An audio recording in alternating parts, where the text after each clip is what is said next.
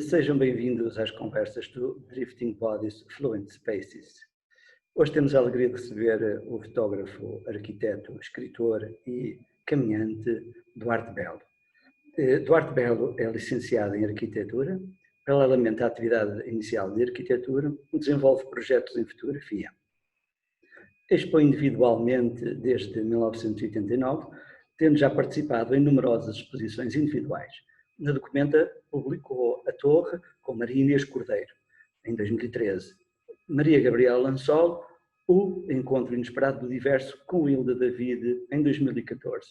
Cesarini, em Casas como Aquela, com José Manuel dos Santos, em 2014. Alberto Carneiro, Natureza Adentro, em 2017. A sua mais recente publicação, editada pelo Museu da Paisagem, é Caminhar ao Oblíquo, datando deste ano, de 2020, que descreve a sua viagem desde o Penedo de Durão, em Trás-os-Montes, até ao Cabo da Roca, na Extremadura. Vamos então conversar com o Duarte Belo. Obviamente que te convidamos, não é, pronto, para este encontro do Drifting Bodies, muito na sequência deste livro, não é, que lançaste este ano, que é o Caminhar ao Oblíquo,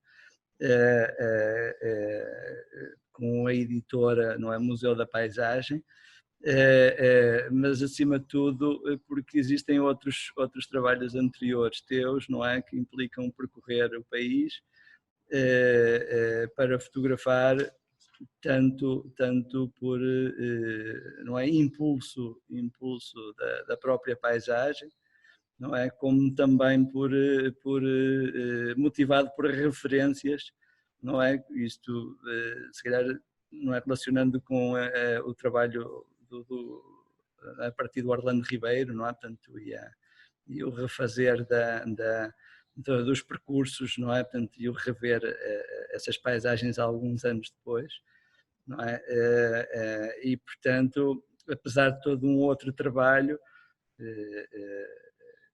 de fotografia se calhar urbana, não é, de espaços urbanos, de objetos, etc. Há aqui um trabalho tanto relacionado que relaciona a paisagem, não é, e que implica obviamente o próprio percurso, não é, portanto, da paisagem através do caminhar, não é, portanto, do andar e da caminhada. É isso. É isso mesmo, está certíssimo. Sim, de facto, era uma apresentação, um mote, não é? Portanto, para certo, explicar um pouco, não é? Portanto, algumas das motivações de te associarmos a este encontro, não é? Uhum. Em relação às perguntas, obviamente que este caminhar oblíquo, o próprio livro explica muito que parte de um passado, não é? Portanto, e de uma experiência passada na própria paisagem. Sim, sim. E portanto algum do percurso já conhecido e tanto havia uma necessidade de rever o percurso? O percurso eu já conhecia uma série de pontos, nunca o tinha feito assim de uma ponta à outra, não é? Mas foram poucas as surpresas que tive durante a caminhada, porque já conhecia ter passado noutras ocasiões. Sim, mas portanto, neste caso, o percurso específico atravessa Portugal, tendo num caminhar oblíquo, não é? Tanto que é o modo. A motivação deste itinerário é a seguinte. Esta, no fundo, foi a linha que o Orlando Ribeiro definiu em 35, se não estou em erro, como 45, como dividindo o Portugal Atlântico a norte do Portugal Mediterrâneo a sul, que ele depois sintetizou naquela obra Portugal Mediterrâneo Atlântico, e que é uma grande síntese do que é o nosso país, e que eu continuo a achar que ainda hoje vale muito a pena ler, porque é um livro que mantém a atualidade em muitos aspectos. E esta linha, a Cordilheira Montanhosa, que no antigo último triológico se dizia o eixo Monte Junto Estrela, e foi essa linha que eu quis percorrer, estendendo um bocadinho mais para norte, um bocadinho mais para sul, até o Cabo da Roca, e percorrer assim meio país, através desta linha que define dois países diferentes. Sim, sim.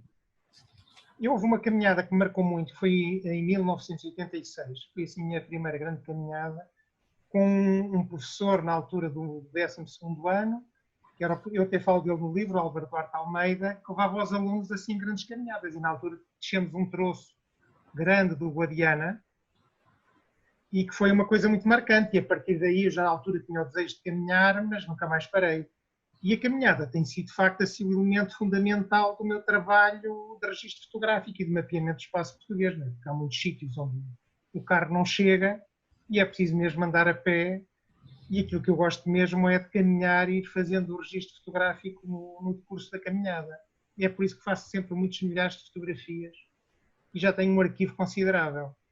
900 mil? Não, isso já está muito desatualizado. É 1,7 milhões. 1.700.000. Tudo organizadinho. Estavas a dizer que estes percursos são marcantes para ti. Como é que a caminhada é marcante para ti? Em que sentido? A caminhada é marcante porque é aquela relação de proximidade que temos com a Terra e parece que o tempo, a leitura do tempo e do espaço é muito diferente de outras formas de atravessar a Terra, não é? É nesse sentido. E depois a própria pernoita e procurar um sítio para dormir e acordar de manhã com o chilrear dos pássaros, etc. Tudo isso é muito marcante. Fisicamente também, não é? Dói as costas? Fisicamente também, sim. Tu falas nisso no tempo desacelerado, no tempo de observação. Isto tem que ser possível caminhar para conseguir fazer a fotografia que tu fazes? Eu isso acho que não. Essa pergunta já me fizeram, curiosamente, se a caminhada marcava ou se era preciso estar muito estafado para fazer as fotografias. Eu acho que o desconforto nunca é bom para coisa nenhuma, a não ser a posteriori.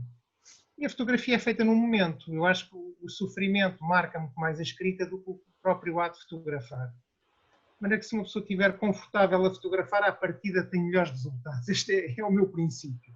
O que não quer dizer que não se vivam situações muito intensas e que levem também a fotografias que possam ser bastante boas, não é? Do meu ponto de vista, mas que de outras vezes ao contrário. Também situações intensas e nós não conseguimos expressar pela fotografia aquilo que gostaríamos e que estamos a viver na altura. É por isso que eu acho que a escrita é um complemento muito bom para acompanhar as fotografias, neste caso concreto, do caminhar ao bullying. Sempre queria passar aqui um bocadinho à frente, tu tens a produção da fotografia, a produção do livro, objeto, texto escrito, tens também mapas, pré-percurso e depois do percurso realizado, mapas de síntese também destas caminhadas que realizas ao longo do país, o tipo de registros que extraem do teu trabalho tem esta diversidade, não é? A fotografia, o mapa, a linha, o desenho. Eu tenho procurado, sim, assim, várias abordagens e utilização de várias formas expressivas justamente para tentar chegar próximo daquilo que consigo, que vivencio, não é? Nos lugares. E tudo é pouco, devo dizer que isto não há forma de... Mas o que é curioso depois e o grande desafio é trabalharmos objetos de comunicação que tenham algum sentido e que sejam de algum modo consistentes e que também levem as pessoas a fazer uma interpretação rica e dinâmica daquilo que se lhes pode contar, não é? Porque transmitir a experiência é muito difícil. Há uma coisa engraçada, e não sei se concordas comigo, por favor discorda, que é quando nós olhamos para o teu trabalho fotográfico, tu não tens a pessoa lá dentro presente, ou seja, o caminhante está ausente das tuas fotografias.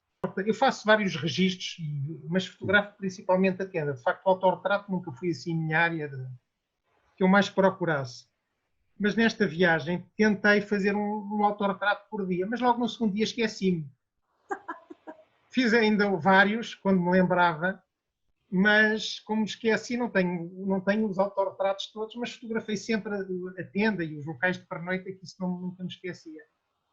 E, de facto, o humano está bastante ausente, eu acho que porque a presença humana está sempre muito presente, enfim, passa o pleonasmo, está sempre... Vemos constantemente na paisagem, não é?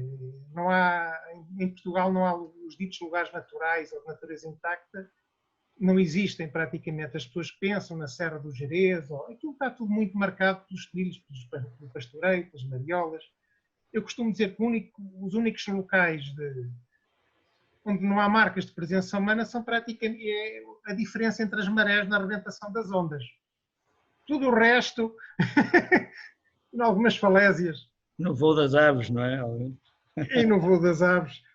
Mas em termos de espaço, o território português é todo muito marcado pela presença humana e por isso acho que os humanos estão sempre muito presentes em todo o lado onde fotografo. E depois há uma situação, o não fotografo, há pessoas que eu, às vezes, se eu viajar com pessoas, eu quase só fotografo as pessoas, é curioso. E gosto imenso.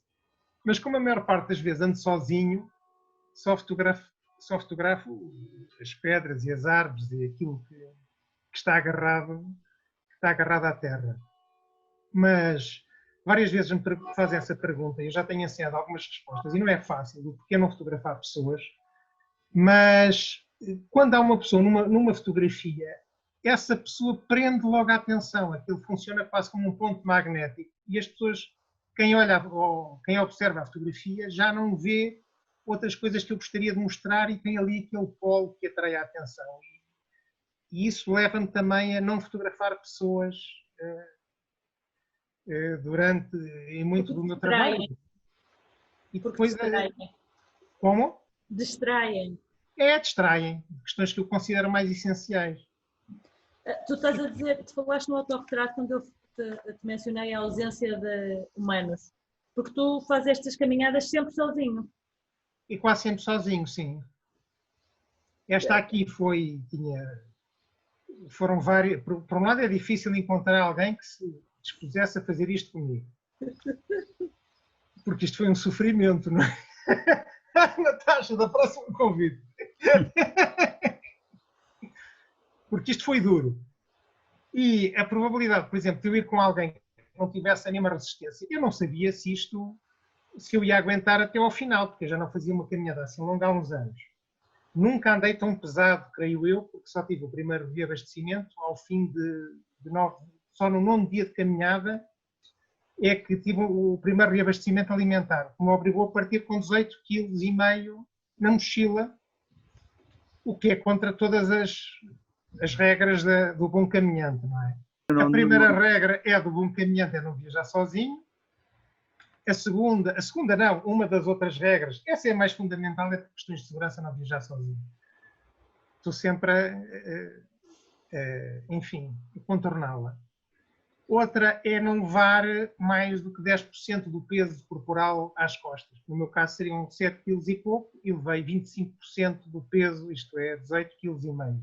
É claro que ao longo da viagem fui perdendo peso porque ia comendo o que tinha na mochila, não é? Porque eu levei alimentação para 8 dias. Qual era a questão? É claro que eu podia fazer desvios e ir comprar coisas para comer. A questão é que teria que descer bastante e abandonar aquela linha, aquela comieira montanhosa que eu queria fazer e não me apetecia estar depois também a subir e a descer, de maneira que levei alimentação para esse tempo todo. E depois, outra que não se recomenda é estar incontactável. Por exemplo, eu levei só uma carga telemóvel com uma carga após 15 dias da caminhada. Isto é, eu praticamente só ligava o telemóvel 2 em 2 dias para dizer à família que continuava vivo. De maneira que foram assim foi um ato de solidão e de resistência. Outro dos motivos para não andar sozinho. Se a pessoa com quem eu fosse não tivesse a mesma resistência que eu, enfim, provavelmente a coisa ficava por ali, não é? Porque iria acompanhar esse alguém a uma povoação, esperar por um meio de transporte, provavelmente eu também, se calhar, ia-me embora, tentava retomar mais tarde o projeto, de forma que decidi avançar sozinho, foi logo uma das condições, nem passou pela cabeça ir com alguém. Eu devo dizer que eu achava de início que a probabilidade disto não correr bem era relativamente alta, isto é, não chegar ao fim e cumprir o itinerário, não é que me fosse acontecer alguma coisa.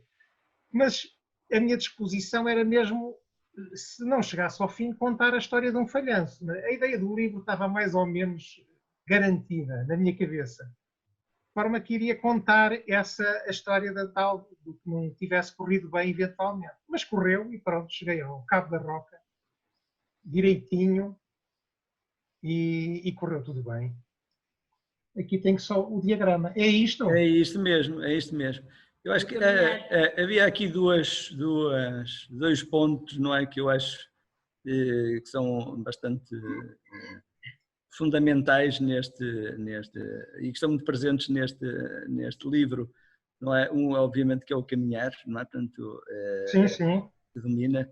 Está aqui o Eu não sei se cada um desses conceitos, não é? Tem mais dominância ou não sobre o outro, não é?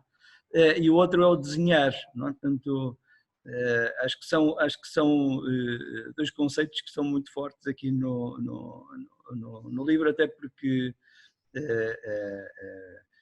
falas, não é, recorrentemente do acto de desenhar, do traçado das linhas, do percorrer a paisagem como não é, marcar a paisagem, não é, pelo percurso que fazes, por exemplo, no caso da neve, e portanto os trilhos, não é? Portanto, e ainda há pouco acabaste também por referir, não é, que Portugal era um país trilhado, não é? E que literalmente era um país trilhado e que vai ser difícil de explicar isso com as legendas em inglês. E que no fundo ao se percorrer esses trilhos, não é, se desenvolvem desenhos, não é, pelo país, não é? Portanto, sim. Aliás, deixa-me só aqui fazer um parênteses. Este trabalho faz parte de uma trilogia de 3, portanto, são 3 viagens por Portugal. Esta é a única, o caminhar oblíquo é a única pedestre. Mas depois há outra que se vai chamar Depois da Estrada, que é uma viagem de norte a sul de carro, desde a Serra do Larouco à Praia da Coelha, em Albufeira, atravessando todo o Portugal, sem passar por sedes de concelho, que é o Portugal interior, mais pobre, menos povoado, mais esquecido de toda a gente. E depois há um terceiro volume, a partir de saíram todos este ano, que se vai chamar Viagem Maior, que é uma viagem de 6.000 km, também de carro, já foi feita. Esta não foi feita por mim, eu desenhei a viagem e o coautor, outro com quem estou a trabalhar, que é o João Abreu, que é o presidente do Museu da Paisagem, fez a viagem durante 20 dias e essa é uma volta muito labiríntica que descreve praticamente todo o espaço português. E 6.000 km é a distância de Lisboa aos Urais, isto é, a Europa toda metida neste pequeno retângulo. E são 3, o conceito parte justamente de 3 desenhos sobre o mapa. Isto é, 3 conceitos que partem do desenho, da inscrição de um traço sobre essa realidade paralela que é a representação cartográfica do país. E a partir do mapa desenhar, então, fazer uma proposta para a interpretação do espaço português, no fundo é isso. Querem que eu vos fale um bocadinho aqui do diagrama? Sim. Principalmente destas 2 vertentes, do caminhar e do desenhar. Na estrutura. Mas se calhar sem as outras não se percebe. Eu acho que... Pois, eventualmente convinha porque... A ideia de espaço e tempo... Bem, então eu vou... Também está muito presente, não é? Vou ser rápido, sem nunca mais acaba. Até porque há aqui 2 questões também, ou mais questões que atravessam, não é? Que é este limiar de vertigem, não é? Portanto, indefinição e contaminações, paisagens comuns. E depois também um bocadinho a ideia de fronteira, não é? Portanto, associada, que é um bocadinho a ideia que me abres logo o livro, não é? A dizer que te encontraste em dois espaços de fronteira, no monte, no Penedo de Durão e no 2 faróis, 2 fronteiras, não é? No Penedo de Durão e no Cabo. Isso é muito curioso, essa analogia. Então isto é assim, muito rapidamente. Isto só está dividido em 3 aspectos que eu considero fundamentais. Temos a energia, tempo, espaço e matéria. O tempo, espaço e matéria, eu consigo uma tradução fotográfica fácil. Eu tenho uma linha de tempo, desde que comecei a fotografar em 82 até à atualidade. O espaço é a representação do espaço português e a matéria são, sobretudo, os utensílios com que eu me relaciono neste ofício relacionado com a fotografia. Neste ofício da fotografia e da apreensão do território. A energia é aquilo que nós precisamos para nos movermos. E aqui estão a preto estes 4 elementos, que são os elementos que foram gerados pelo Big Bang há 13.600 milhões de anos, que deu origem ao universo. Isto é mesmo assim, para quem acredita nestas coisas, obviamente. Depois, a azul, temos os aspectos mais diretamente relacionados com o meu ofício de fotógrafo e de ex-arquiteto, costumo eu dizer, na brincadeira, que é o caminhar, que eu entendo que é o primeiro gesto de contacto com a terra e de apreensão Portanto, é das primeiras coisas que nós fazemos, não é? Enquanto seres vivos. Depois, o desenhar é já um ato de tentar perceber, de interpretar e de registar a paisagem. Eu no desenhar incluo, por exemplo, as fotografias, mas ainda de uma forma que não seja, que não é já conceptualmente evoluída, é o puro registro. E depois o fazer é a construção de objetos de comunicação, o seriar é a preocupação de organizar a memória, o arquivo, e o partilhar é depois, com o livro, tentar, enfim, partilhar, como a própria palavra indica, aquilo que vamos recolhendo e depois também volta ao início e estabelece uma interação com o que vamos fazer a seguir a partir do feedback que vamos tendo. E depois o si, no fundo é o ser. Eu entendo que a vida não faz sentido, não é? Que isto é tudo um disparate que acontece no planeta Terra, eu ficaria aqui umas horas a falar nisto, mas tive um arquiteto também que me marcou muito, que dizia isto com imensa piada, que era o José Manuel Lafont, que dizia, Eduardo, a vida não faz sentido. Eu na altura não percebia, mas hoje acho completamente evidente, porque o que acontece no planeta Terra é de facto uma quantidade muitíssimo improvável de coincidências que leva a esta aberração que somos nós, criaturas que conseguem depois descodificar e interpretar a própria vida. E eu entendo que onde é que eu queria chegar? Que nós durante a nossa vida, eu particularmente neste caminhar, desenhar, fazer, seriar e partilhar, construo o sentido da própria vida, de maneira que este si é uma espécie de arquitetura de casa conceptual que eu vou construindo e assim tentando justificar o sentido da minha própria vida, só da minha, para atenção que este diagrama não se aplica a ninguém, cada um terá o seu se o quiser construir, e são todos diferentes. De maneira que, e daí a minha a proximidade que eu mantenho à arquitetura é pensar que eu com isto do registro do espaço e do desenho vou construindo uma casa onde levo os meus amigos, onde estamos a conversar, onde lhes mostro coisas que tenho visto, onde ouço as experiências deles, etc. Estão a perceber? E é esta a história do diagrama. Depois tem aqui várias palavras e depois para cada palavra tem um texto, tem uma série de fotografias, isto vai-se tudo desmultiplicando, nunca mais acaba, mas é um bocado louco. Tem a ver depois com o caminhar também, embora possa não parecer. Mas no caminhar é que eu resolvo quase todos os meus problemas criativos, diria assim. Há textos, às vezes tenho que escrever, aquilo não sai, faço uma caminhada ou corro e começam as ideias a ficar mais clarividentes. Está na gênese disto tudo, o caminhar. Sim. Há um conjunto de filósofos, pensadores e até poetas que recorrem exatamente a esta estratégia. O tempo da caminhada, o ritmo do corpo, no fundo, tu falas um pouco nisso. Caminhar é reconquistar o corpo, é voltar a encontrar aquele ritmo, aquele estado de estar que depois nos permite trabalhar criativamente. Sim. Eu acho que aquilo que eu avanço com essa especulação no livro, que é, eu acho que o caminhar é um dos principais aspectos que nos fez humanos e que nos fez ganhar uma grande vantagem competitiva face às outras espécies com quem disputávamos territórios. Porque ao pormos-nos em pé, por um lado, obtemos um ponto de vista ligeiramente mais alto, mas principalmente conseguimos percorrer grandes distâncias sem nos cansarmos tanto, não é? Isto é, temos a ajuda da gravidade do nosso próprio corpo. Se fôssemos um animal de 4 patas, cansávamos muito mais depressa, certamente andaríamos mais depressa, mas não conseguiríamos percorrer tantos quilómetros em continuidade.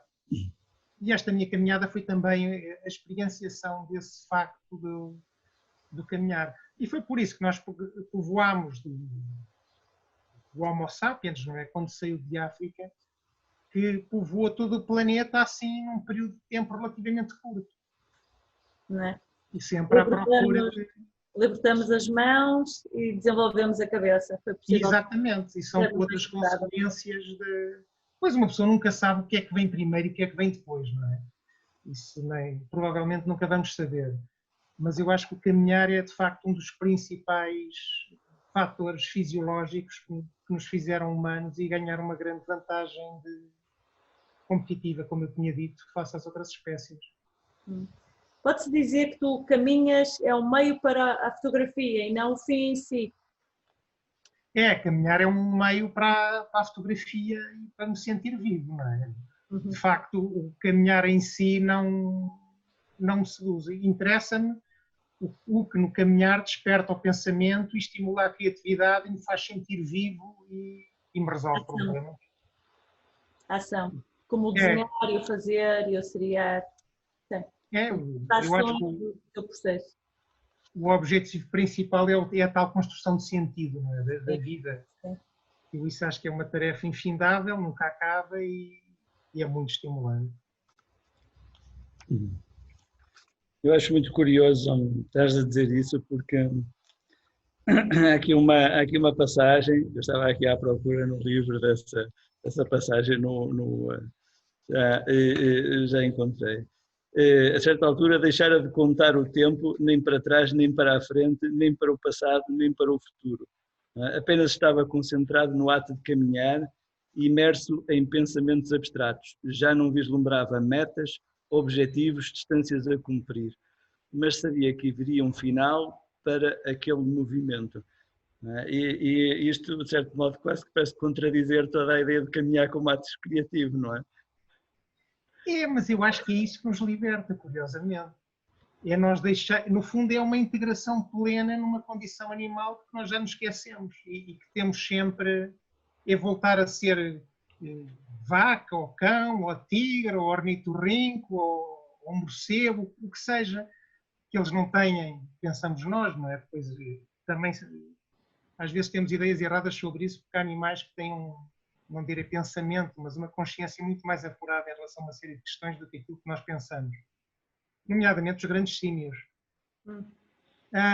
Mas é o voltar a ser animal outra vez, que é uma coisa que me seduz imenso. E libertar-nos, nomeadamente, da angústia da morte. E é isso que eu acho que senti muito nesta caminhada. Porque é muito curioso. Nós conquistamos o que nos torna humanos, basicamente, é a linguagem simbólica e a tecnologia, não é? Conseguimos produzir. Isto, de facto, os outros animais não têm. As outras criaturas com que partilhamos o planeta. Mas essa conquista tem um reverso muito pesado, que é a consciência da morte, do fim. E isto dita toda a nossa relação com o espaço e com o tempo, com o outro e tudo, não é? Eu uma vez ouvi uma entrevista do Eduardo Lourenço que lhe perguntava, ou já tinha talvez 90 anos, se ele pensava na morte. E ele dizia que não precisava de pensar na morte porque a própria morte pensava nele. E eu acho isto extraordinário. De maneira que é um bocadinho isto, no fundo, da caminhada, em caminhada uma pessoa se irá ausentando progressivamente de um cotidiano mais comezinho e mais aquela coisa das compras, dos ritmos, das crianças à escola, etc. E isso é muito gratificante, não se pode viver nessa bolha, eu nem acho que seja saudável esse regresso à natureza em permanência, porque eu acho que a aventura humana é absolutamente fabulosa e não defendo nenhum retrocesso, mas é bom sentir que somos animais de carne e osso e que temos instintos e sentidos e que dependemos do corpo para uma série de coisas e que o corpo nos traz muita coisa de muito gratificante e algumas dores que eu também experienciei na caminhada. Ainda em relação aqui à publicação, não é? No fundo como memória, não é? Portanto, e como se calhar como registro do ato performativo, não é? Com todas as ligações que isso pode ter. E tu achas, certo, há alguma ideia de que este livro possa ser uma proposta também para que outros possam vir a realizar este percurso, ou seja, como um guia para um caminhar oblíquo em Portugal? Não?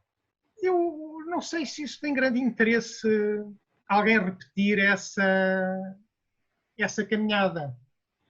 Isto é, acho mais estimulante uma pessoa procurar um itinerário que faça sentido para si, que tenha inovação e que de alguma forma constitua um desafio para essa própria pessoa. Mas não sei, mas eu de facto, a minha ideia não foi de todo fazer um guia. de viagem, de caminhada, ou levar alguém a repetir. Isto é um mapinha com a implantação de sítios que eu tenho fotografados, por falar no arquivo. Por exemplo, aqui está o Penedo de Durão, que eu fotografei várias vezes, já tinha fotografado várias vezes no passado, aliás, conta a história também no livro. Aqui temos o Porto, não é? A entrada do Douro em território português. Em cada um destes pontos corresponde a sítios onde eu estive. Podes ampliar um pouco mais? Não consigo. Aqui não consigo neste documento. Mas posso-vos mostrar. Nós partilhamos no vídeo. Mas depois posso-vos mostrar. Posso-vos dar estes elementos, se quiserem. Isto é um caderninho onde está sintetizada toda a minha vida. Caminhada e de... Por exemplo, isto é a tal cronologia desde 82 até 2019. Isto foi uma exposição que eu fiz o ano passado e que tem um textinho para cada ano, enfim, cá está uma imagem da exposição. Isto, no fundo, era uma grande caminhada, esta exposição, de que aquele diagrama que vos mostrei era um dos elementos mais centrais. Mas vamos nos recentrar na caminhada, não é? Aqui tenho, olha, exatamente, era isto que eu vos queria mostrar. É isso, tão lindos. Aqui este mapa, eu tenho vindo a registar os sítios que eu considero mais importantes para a caracterização do espaço português. Aqueles que eu acho mais significativos para dizermos o que é Portugal, tanto em termos de património construído como de espaço menos intervencionado.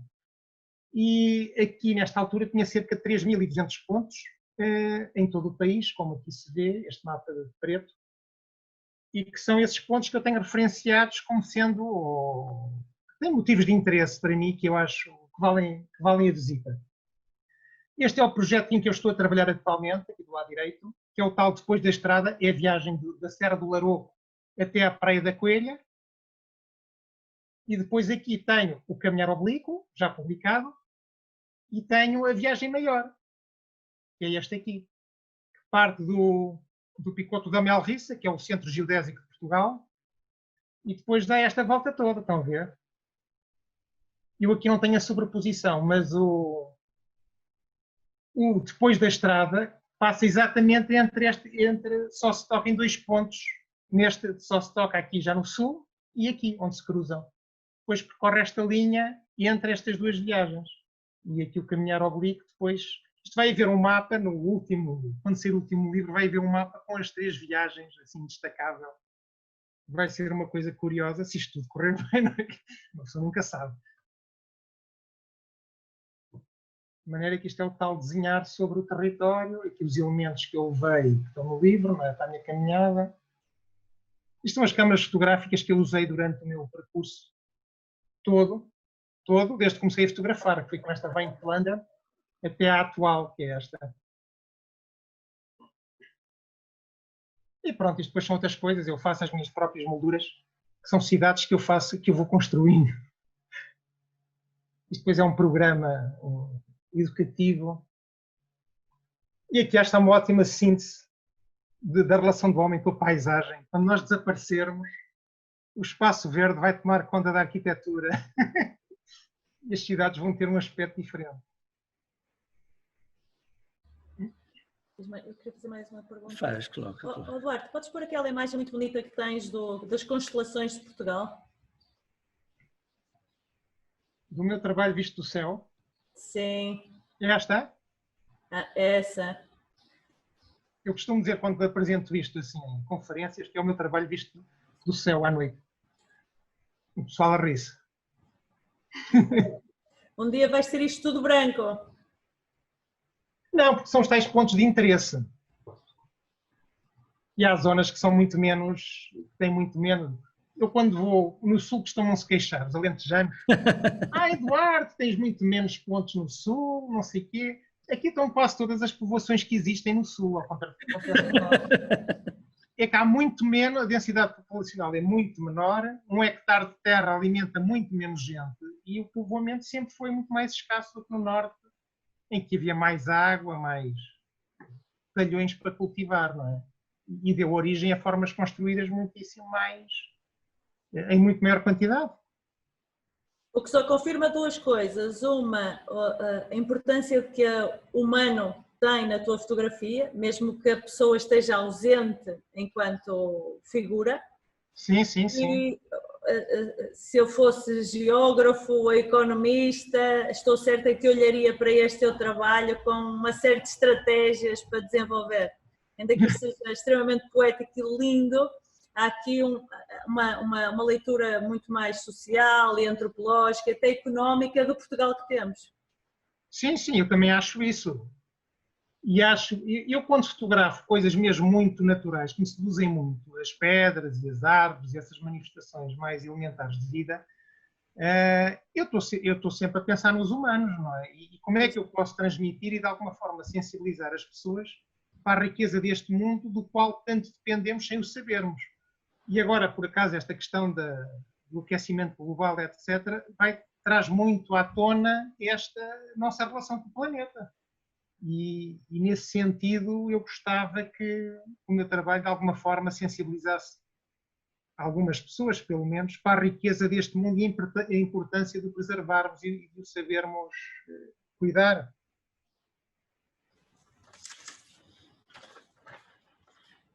Dando aqui um salto, se calhar um bocadinho epistemológico, voltando à fotografia, nesta ligação que tem com o caminhar, não é?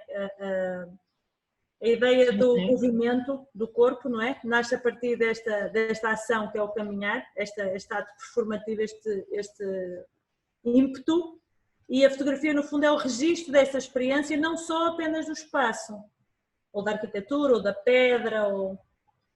Eu acho que a fotografia, por um lado, também registra muito o tempo, que é muito curioso. E às vezes registra mais o tempo do que o espaço. É muito interessante. Eu aqui há uns anos, quando fiz um trabalho grande, que foi o Portugal Património, ao princípio queria utilizar as fotografias e andava assim um bocadinho angustiado com a rapidez com que aquilo tudo estava a ficar desatualizado.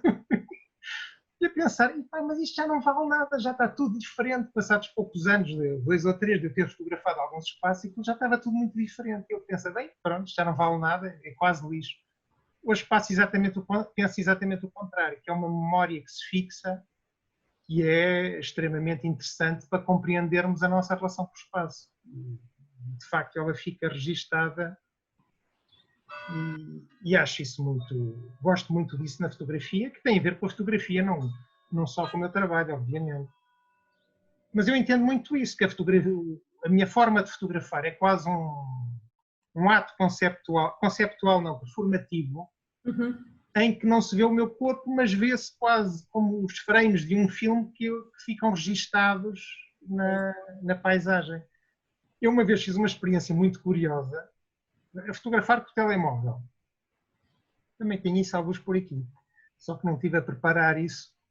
Mas fui fotografar uma praia ali perto do Cabo da Roca, curiosamente, a testar o telemóvel que tinha há pouco tempo, que tem uma câmara Leica, e estive a fotografar 3 horas e 45 e fiz 1800 e tal fotografias. Olha. E aquilo para mim foi uma experiência assim muito reveladora, por um lado do fenómeno digital e da fotografia digital, que às vezes também me provocam. Eduardo, o analógico é que é. Eu, quando apareceu a fotografia digital, comecei logo a utilizar a fotografia digital. Tive ali um período de sobreposição de uns 6 anos, mas depois fiquei só, desde 2006, não estou em erro, que não voltei a fotografar com película. E então o digital acresce uma série de dimensões, nomeadamente uma vontade muito maior em fotografar, porque os custos são menores. E isso para mim é muito gratificante, porque ajuda muito a esse tal ato performativo sobre a paisagem, que deixa ao registro praticamente tudo aquilo que eu vejo. Pois há outros aspectos, às vezes também escrevo sobre isso, que é quando eu quero uma fotografia assim muito concreta de um sítio, de uma situação, não está. Isto é, por mais que eu fotografe, há sempre coisas que falham.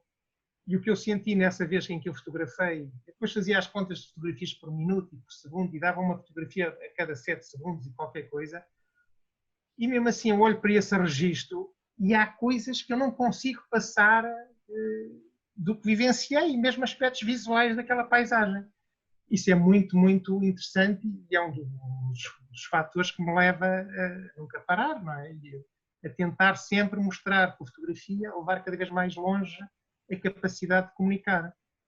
E depois junto a palavra, onde a fotografia já não anda, põe-me a escrever, não é? Não do curso, uma certa factualidade, não é? E depois há toda uma dimensão mais onírica, poética, se quisermos, que se entrecruza com esse caráter descritivo, não é? É um bocado como se por um lado, houvesse alguma coisa muito, muito palpável e quantificável, não é? E depois há uma outra que seja um movimento de libertação, não é? Acaba por estar expresso, não é? Tanto nessa outra dimensão. É mais ou menos... Isto surgia-te na altura ou foi uma coisa a posteriori, portanto, sobre uma reflexão sobre as fotografias? Essa eu resumiria essa questão que tu estás a levantar, Miguel, à relação entre a arte e a poesia e a literatura e a ciência propriamente dita. Eu acho que muitas vezes as fronteiras são muito mais esbatidas do que nós queremos fazer, pensamos, não é? Há as ciências ditas exatas, que essas são, mas isso é praticamente só a física e a química, e a matemática já não é bem uma ciência, creio eu, é mais uma linguagem, a linguagem do universo. Mas as ciências humanas têm uma ambição de exatidão. E eu acho que nunca lá vão chegar. Isto é, tem como referência as ciências exatas, e eu acho isso um disparate. E quando começamos a introduzir, que é aquilo que fazem os homens da literatura, por exemplo, eu ando a ler Os Miseráveis do Victor Hugo, cheio de inveja, não conseguia escrever daquela forma e caracterizar assim o humano, a sério, é absolutamente notável. Mas isto é uma à parte. Mas, se nós conseguirmos um ponto médio entre a ciência e a arte, temos o melhor de dois mundos. E isso para mim é uma coisa muito sedutora. Como é que a força da expressão poética se pode tornar acessível e comunicar um mundo que eu acho que é muito mais interessante do que a frieza, muitas vezes, de algumas teses académicas ou de uma reflexão pretensamente científica. E é isso. Portanto, isto é como o preto e branco, há uma gradação de cinzentos que é ilimitada, não é? É um bocadinho a ideia também do fratal. Se nós formos ver um recorte do litoral, quanto mais ampliarmos a escala, parece que a dimensão aumenta e temos sempre mais e mais para ver. Mais um. Exponencial 10, sim. É. E no caso da relação entre a ambição científica que tem muitas ciências humanas e a expressão poética, ou literária, ou artística, eu acho que há um território que é muito pouco explorado conscientemente. E o que eu acho é que, se soubermos utilizar o melhor desses dois mundos, conseguimos trabalhos com uma capacidade de comunicação e de uma riqueza muitíssimo maior e muito mais estimulantes intelectualmente, eu diria que muitas teses de doutoramento, que eu nunca fiz nenhuma, mas que eu acho que são muito espartilhadas, na maior parte dos casos, por essa ambição de ciência, que depois não é ciência nenhuma, não é? É assim uma coisa, porque as fontes são ilimitadas, porque este mundo é cada vez mais complexo, uma pessoa tem sempre que fazer opções e muitas vezes abdica de recursos excessivos com essa ambição científica e fica uma peça estéril, sem capacidade nenhuma de comunicação, que fica assim arrumada numa biblioteca universitária e que pouca gente depois, ou ninguém mais a visitará. Mas isto, pronto, vale o que vale. Muito bem. A liberdade, eu também falo disso no livro. A liberdade, para mim, é das coisas mais belas de que nós podemos dispor, de que nós podemos dispor no nosso dia-a-dia e tentar usá-la, não é? Nomeadamente neste género de trabalhos. Um pouco, se tu pensas nesta ação do andar enquanto observador, quando planificas as tuas exposições, ou o teu próprio livro, não é? Sim. Eu penso muito nisso. Isto é, eu de facto acho que cada fotografia tem que ter um determinado valor, não é? Tem que comunicar alguma coisa individualmente ou por si, mas interessa muito desmaterializar aquela ideia da obra de arte, da fotografia que se põe num museu, emoldurada, com um espaço para as outras que estão ao lado. Não, obviamente, não nego tudo, há coisas belíssimas feitas nesse sentido, mas aquilo que mais me preocupa, ou que mais me interessa atualmente, é, por um lado, a relação entre as imagens, textos, desenhos, mapas, etc., entre si, explorar isso visualmente e criar relações de complexidade entre os vários elementos, desmaterializar essa ideia da imagem por si, e um bocadinho mesmo desse mercado que é muito perverso, o mercado da arte, e depois expor o próprio processo de construção destas coisas todas. Como é que isto começa, quais são as motivações, e esse ato de caminhar, mesmo com um olhar nesta exposição que eu fiz no Arco, em Lisboa, o ano passado, a ideia era muito que as pessoas, eu sabia que as pessoas, isto eram 12.000 fotografias que estavam na parede, eu sabia que ninguém ia ver as fotografias todas, que isto é um excesso de informação completamente, eu diria, absurdo, não é? Mas o que é interessante é que depois as pessoas entravam e começavam a ler e seguiam pequenos itinerários dentro da exposição. E isso era uma coisa muito bonita e que resultou muito bem, na minha opinião.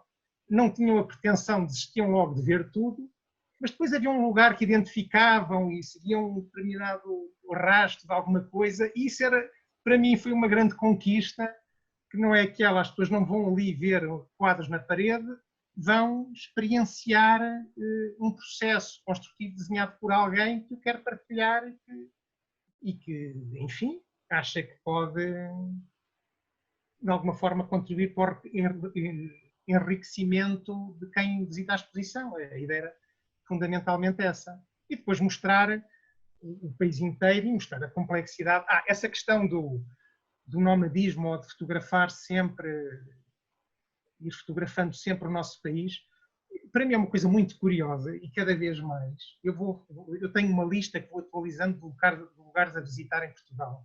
As referências que apanho daqui e dali, que me falam, às vezes na net, uma notícia qualquer, e isto nunca acaba. Isto é, a minha vida não vai chegar para fotografar o país como eu gostaria. Até porque quando chega um determinado... Há sítios onde eu quero regressar e já estão tão diferentes que o sítio já parece outro. Mesmo sítios em que é relativamente reduzida a presença humana. Onde há presença humana, então os processos de transformação são muito mais acelerados.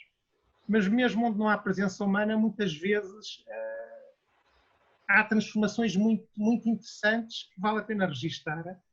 E depois é aquela ideia que sou eu próprio que estou diferente quando regresso aos lugares e vou focar a minha atenção em espaços, em sítios diferentes. E depois comparo com o que fiz no passado. E é assim uma sopa muitíssimo interessante e estimulante, lá está. E depois tem aquela coisa prática de não tenho que ir para aviões, não vou passar por detectores de metais, não tenho que falar línguas, ter vistos, cambiar moeda, não sei o quê. Não, pego no carro, apetece, daqui a um bocado vou sair. 3 horas depois estou num sítio extraordinário. Isso para mim é a tal liberdade. Eu acho que é muito bonita, no fundo, e é também... E depois também é amiga do ambiente. Isto é, eu pulo muito pouco, tenho uma vida muito regrada, muito contida, durmo no campo, é uma economia assim quase subsistência, mas é um desafio, não é? Mas é sempre nómade, não é? Estás sempre a deslocar, de um sítio para o outro, é uma espécie de transumância, agora vou para aqui, agora volto.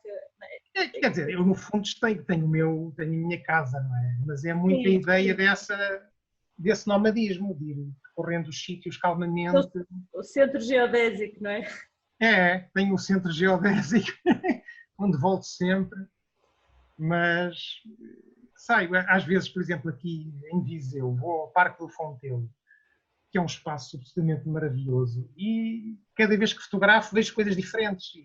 Está aqui a 10 minutos de minha casa, a pé, 10 minutos a pé.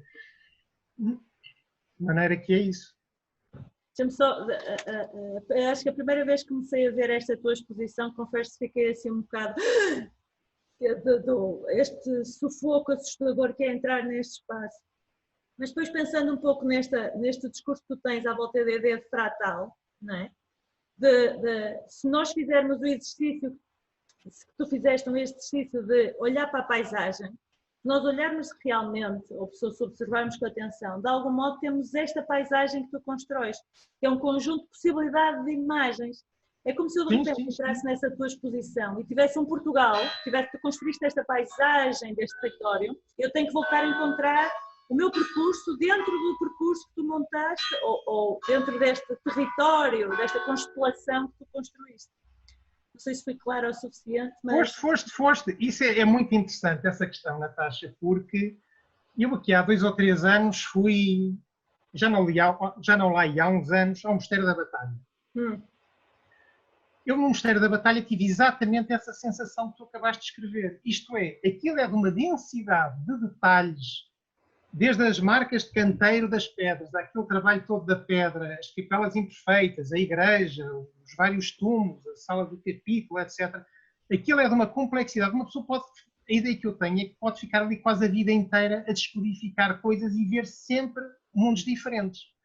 Também houve agora lembrei-me de outra ideia muito, muito interessante do Maurice Blanchot, um homem das letras francês, eu li um livro quando andava na faculdade, que é o Livro por Vida, e ele dizia que uma pessoa podia passar, ele pessoalmente, podia passar a sua vida inteira dentro de uma biblioteca, que estaria sempre a encontrar motivos diferentes que justificam a sua própria vida, não é? E entrava ali e é um mundo que se desdobra continuamente.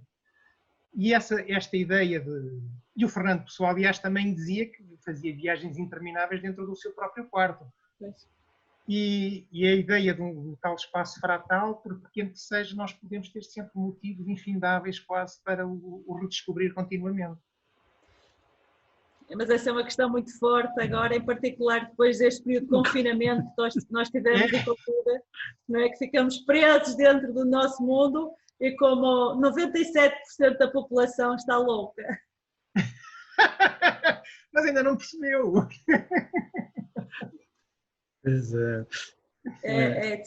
Nós temos que ser poetas para conseguir viver connosco próprios, senão...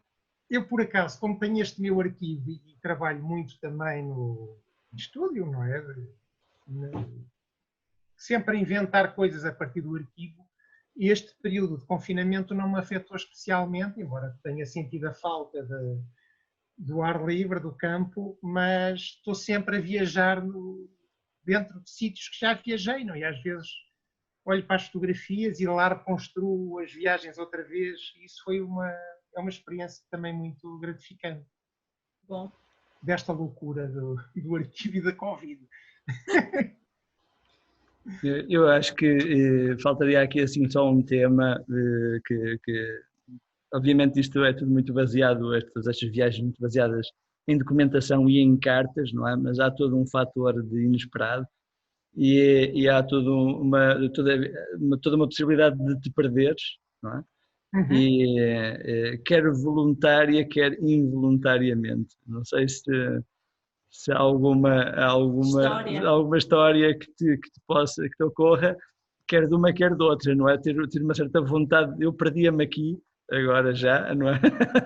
É assim, Miguel. Isso também é uma questão muito curiosa, porque eu esta caminhada que fiz foi praticamente a única em que respeitei muito estritamente um desenho prévio, porque geralmente eu estou agora a fazer um trabalho sobre o território da Maia, a norte do Porto, e pediram-me lá para fotografar umas determinadas zonas da cidade e tal, do concelho, e eu tenho ideias de fotografar, de fazer um determinado itinerário, nunca cumpro o itinerário, mas isto acontece sempre.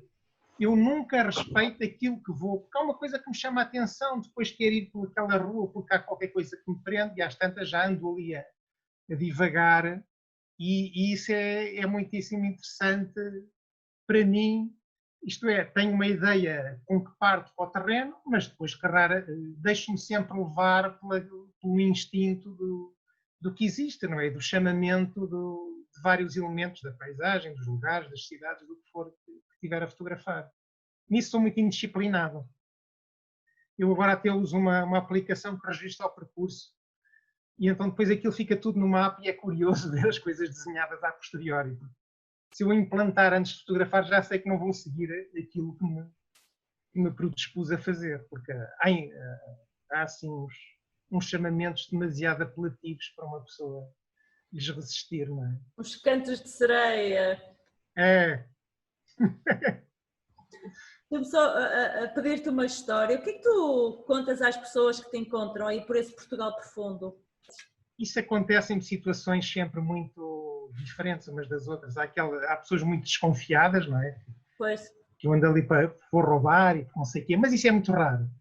Geralmente as pessoas têm curiosidade em saber o que é que eu ando a fazer e eu explico o projeto concreto em que estou metido. Eu, por exemplo, neste do caminhar oblíquo, curiosamente eu não dizia, só muito no fim, porque iam achar que eu era maluco, não é? Claro! E que aquilo não fazia sentido nenhum. Eu encontrei ali perto de quando passei o Douro, logo no segundo dia, andava um senhor, um trator, viu-me a passar de mochila, ele estava para aí a 100 metros, mas tivemos uma conversa assim a 100 metros um do outro. Ele lá desligou o trator, porque senão não me ouvia, não é? E então eu disse-lhe, eu vou até ali à Serra da Estrela, que ainda era um bocado longe, mas que já se via daquele sítio. E ele, o senhor não é bom da cabeça, isso é muito longe, não se meta nisso. A Serra da Estrela era um terço do percurso que eu fiz só. De maneira que, e depois só para o fim é que já contava às pessoas que vinha de, olha, bem de Trás-os-Montes, de Freixo de Espada à Cinta, e vou até ao Cabo da Roca. E houve duas pessoas ali perto de Mafra, duas senhoras, isso foi uma conversa muitíssimo interessante. Elas eram mulheres já de uma certa idade, mas urbanas, não é? E compreenderam aquilo assim com a maior das naturalidades, como se fosse uma coisa normalíssima, percorrer 500 quilómetros. Que maravilha. Tivemos ali, foi muito bonita essa conversa. De maneira que depois há estes casos que são mais estimulantes também, não é? De pessoas com uma riqueza interior muito grande com que às vezes nos cruzamos. Mas eu falei com muito pouca gente nesta caminhada, foram sítios muito pouco povoados. Também é uma experiência do próprio silêncio que associamos muito ao caminhar, que é bom também. Temos que ir para as temos que ir, Duarte. Ok. Obrigada. Obrigado, eu.